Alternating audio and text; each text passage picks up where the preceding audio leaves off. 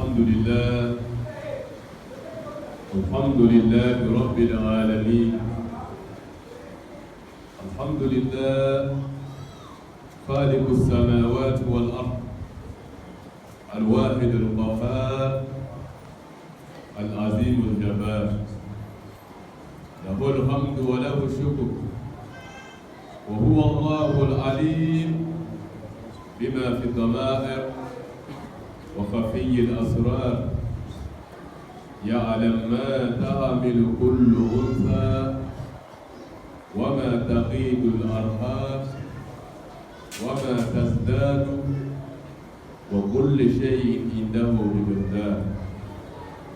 نحمده سبحانه وتعالى ونشكره ونتوب إليه، ونشهد أن لا إله إلا الله وحده لا شريك له، إله الأولين والآخرين. ونشهد أن سيدنا ونبينا محمدا رسول الله صلى الله عليه وعلى آله وأصحابه أجمعين. يا ربنا هب لنا من أزواجنا وذرياتنا قرة أعين واجعلنا للمتقين إماما. ربنا اجعل لنا من ذريتنا ذرية طيبة. يا الله يا ربنا اجعلنا مقيم الصلاة ومن ذريتنا ربنا وتقبل دعاء.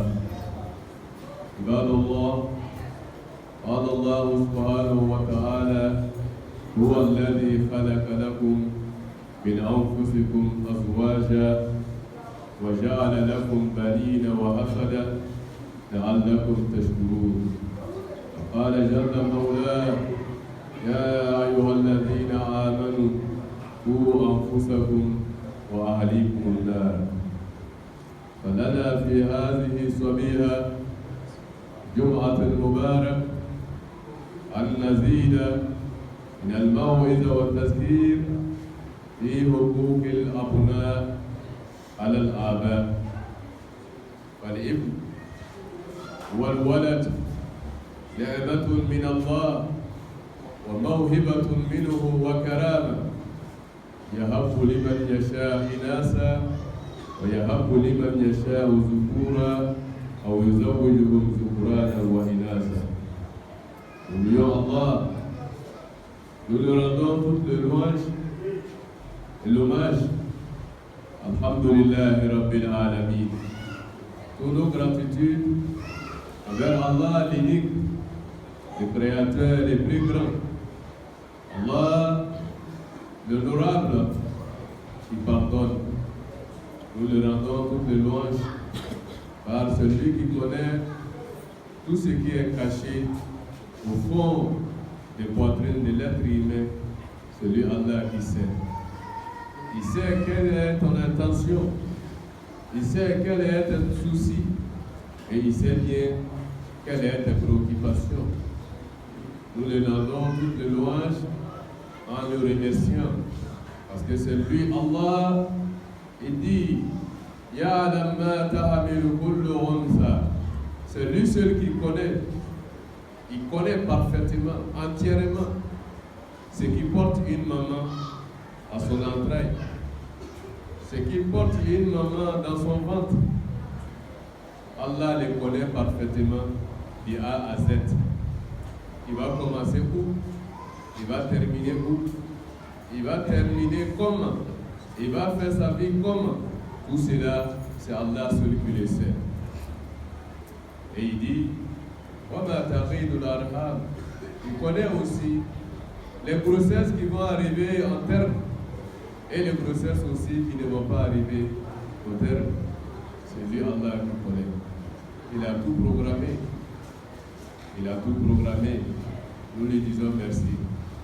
Mes frères et sœurs à l'islam, c'est Allah qui nous dit dans son Saint Coran: il vous a créé et il nous a donné des épouses, et il nous a donné des enfants, et il nous a donné des arrières, des enfants, afin que nous puissions le remercier et le reconnaître.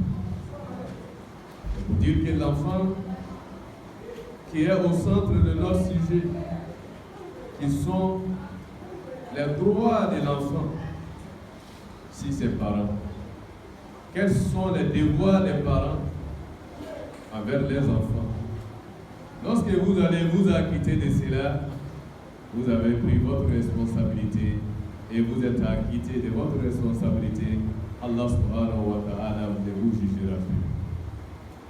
Il dit alaykum anfusakum la yadurrukum man dalla idha tadaytum. Et prenez soin de vous et prenez votre disposition, acquittez-vous de votre devoir. La yadurrukum man dalla. Celui qui va prendre le chemin de l'égarement après cela parmi nos enfants, ça ne vous regarde pas, vous êtes déjà acquitté.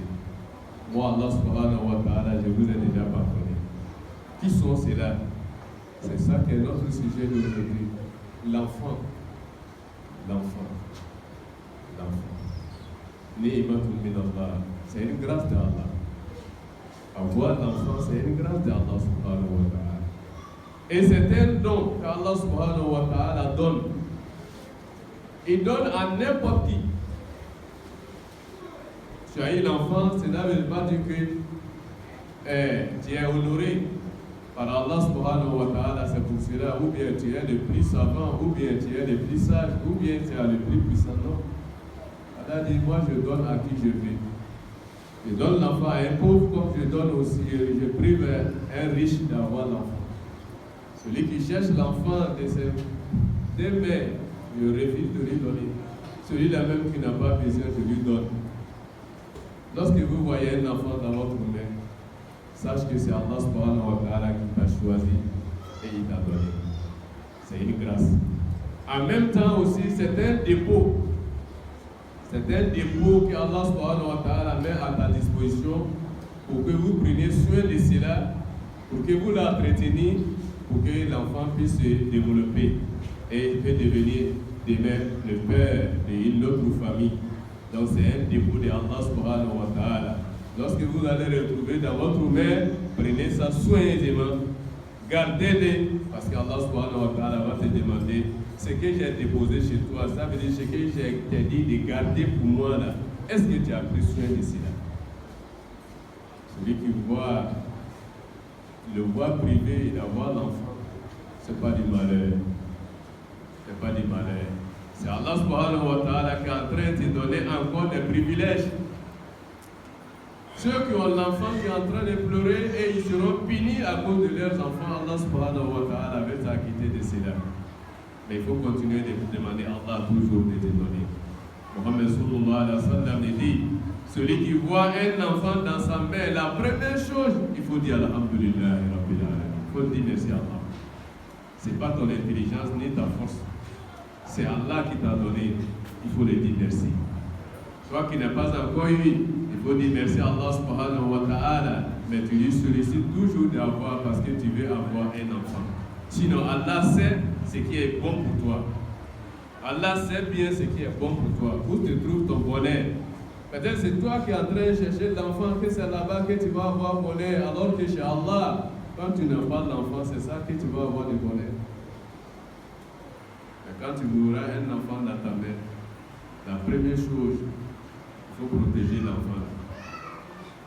Protection de l'enfant, c'est quoi? Il faut appeler l'azan. Il faut faire azan dans l'oreille de l'enfant droite. Faire ikama dans l'oreille de l'enfant à gauche. Tu as protégé l'enfant. Tu as protégé l'enfant contre tous les tentatives.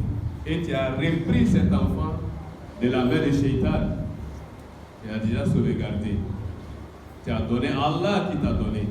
Allahu Akbar, Allahu Akbar. Allah, toi qui m'as donné l'enfant là, je te remets, je mets à ta disposition. Il faut prendre soin de cet enfant. Il faut le garder pour moi, il faut le protéger. C'est de faire azan et puis ikama dans l'oreille de l'enfant. Homme peut faire, la femme peut faire, une autre personne étrangère peut le faire.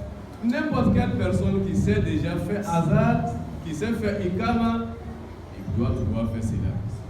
Et moi je ne vois pas un musulman qui prie depuis 40 ans, depuis 50 ans, et puis toi tu ne sais pas faire azan, et puis tu ne sais pas faire ikama, là c'est grave. Il faut apprendre. il faut apprendre, surtout quand toi tu es en train de faire des enfants, tu ne sais pas faire hasard. Et papa, maman, tu es en train de faire des enfants, toi tu ne sais pas faire ikama. Il faut apprendre. C'est la première chose qu'on te demande. Deuxième,